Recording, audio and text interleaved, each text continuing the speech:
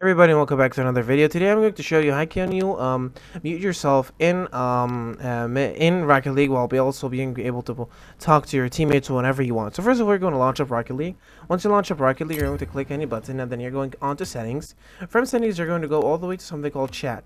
Now in chat, you can actually disable voice chat if you just don't want to talk with anyone, or if you want to talk to your teammates only, you can actually to your friends only. You can just allow voice chat with friends only. You can actually change it to this. It is actually going to, if you just don't want to talk to any of your teammates, but I would really prefer to just allow chat with everyone. Now, once you have this onto whatever you want, okay, you can actually turn it off, and you're not going to be able to talk to anyone, okay, which I don't recommend, to be honest. I only just recommend you to put allow voice chat with friends only if you don't want to talk to your teammates or randoms online.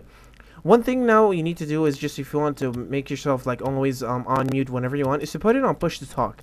A lot of people put it on open mic. Basically, whenever you're playing with someone, it is just going, and whenever you're playing with online, whatever, it's just the microphone catches, it's going to send your other teammate is going to hear it, you know.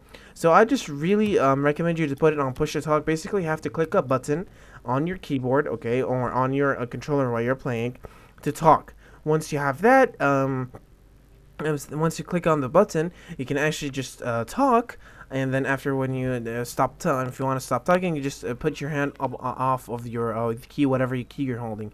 Another thing actually is pretty cool is toggle mute. Toggle mute also could help you if you need to push only one button and talk, and then push that same button again to actually mute again. So this is basically how you can actually toggle mute. You can actually mute yourself in Rocket League. So yeah, guys, thank you so much for watching. Don't forget to like and subscribe, and I'll see you later.